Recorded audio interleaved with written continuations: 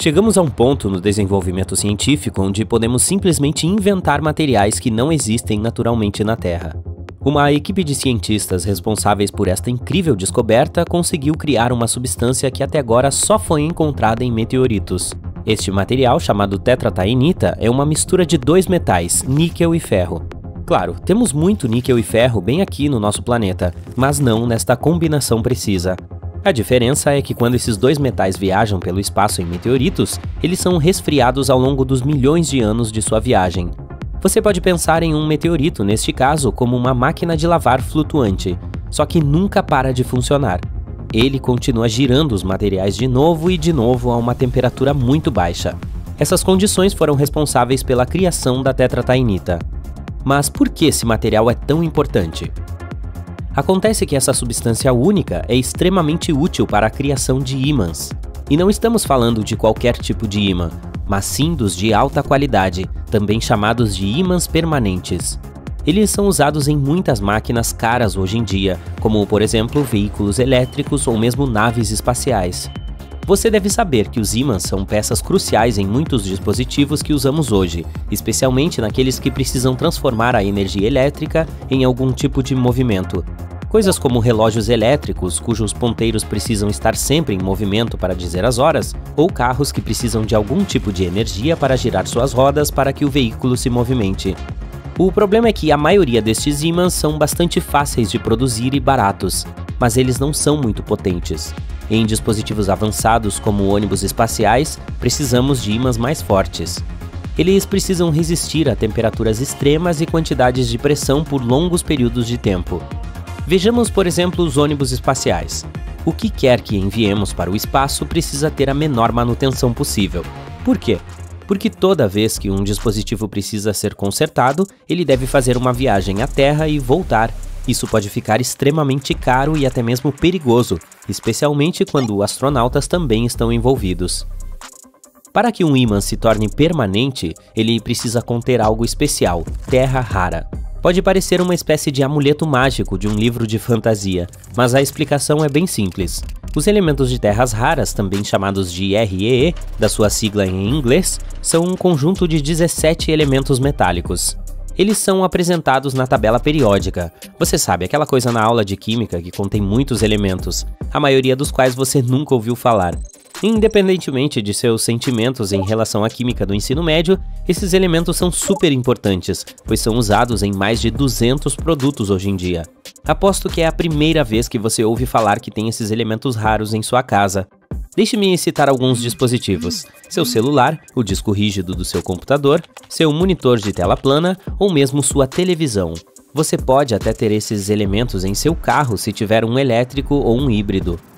Na maioria das vezes, tais elementos são só encontrados em quantidades realmente pequenas nestes dispositivos, mas sem eles não funcionariam. É aí que a tetrataenita pode vir a ser útil. Ela é um bom candidato para substituir esses elementos de terras raras. Por que precisamos substituí-los em primeiro lugar?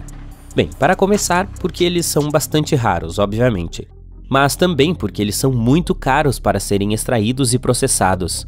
Na maioria das vezes, os elementos raros não são encontrados na natureza sozinhos. Eles são combinados com outros elementos, e extraí-los requer muito tempo e esforço. Se esse novo elemento puder ser desenvolvido sinteticamente em laboratórios, poderia significar menos obstáculos no futuro para desenvolver novas e mais avançadas peças de tecnologia. Os cientistas também acabam de inventar o preto mais preto do mundo, ou o material mais preto da Terra, vamos chamá-lo assim. Na verdade, é um pigmento que pode facilmente confundir seus olhos. Não se pode determinar sua forma quando se olha para ele. Seu nome é Vantablack e é feito de nanotubos de carbono. Eles absorvem 99,96% de toda a luz que atinge sua superfície. Para efeito de comparação, qualquer outra superfície preta padrão, como a de um moletom, de uma parede ou de qualquer outra coisa que você possa imaginar, pode absorver entre 95% e 98% dos raios de luz. É fácil perceber por que as pessoas descrevem este material como um buraco negro. É legal olhar para ele, claro, mas não acho que você ficaria bem em uma peça de roupa coberta de Vantablack.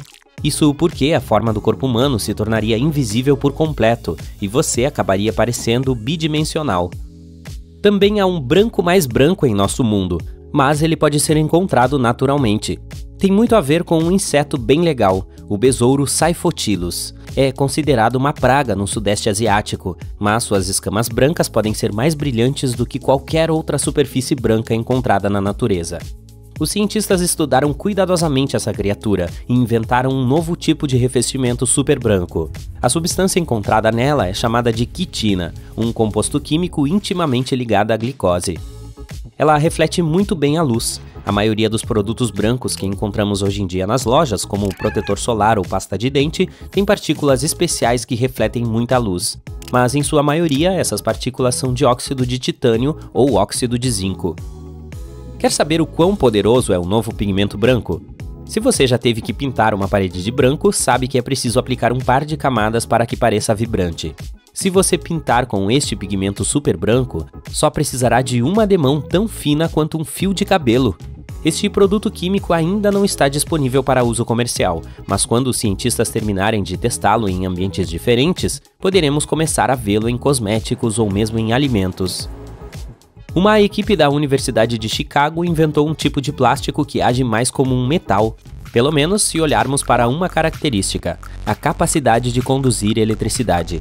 Os pesquisadores não têm uma teoria clara sobre a razão pela qual isso funciona tão bem, mas as moléculas desse plástico incomum estão misturadas de uma forma que conduz a eletricidade de maneira semelhante à dos metais. Antes desta descoberta, os metais eram os únicos materiais utilizados em circuitos. Para que a corrente elétrica possa viajar em um determinado dispositivo, é necessário que ela passe por um determinado material. O plástico comum não permite que a eletricidade passe por ele sem problemas. É por isso que o plástico é usado na maioria das vezes como isolante. Sua finalidade é nos proteger contra choques elétricos ao tocar um dispositivo elétrico. Essa descoberta é importante porque pode nos levar a ainda mais materiais que conduzem a eletricidade, mas que sejam mais fáceis de moldar. Ao contrário do plástico, os metais são geralmente mais rígidos e precisam de tratamento especial para funcionar corretamente dentro de um circuito elétrico. Que tal um material artificial que age como se estivesse vivo? Especialistas da Universidade Cornell também inventaram isso. Mas então, o que esse material faz? Para começar, ele tem 3 componentes-chave de todo o organismo vivo: metabolismo, automontagem e organização. Mas não está vivo, apesar de parecer slime em movimento. Na verdade, é feito de polímeros especiais que são organizados em cadeias e podem crescer e mudar de tamanho. Basicamente, eles dão a este material suas próprias propriedades de DNA.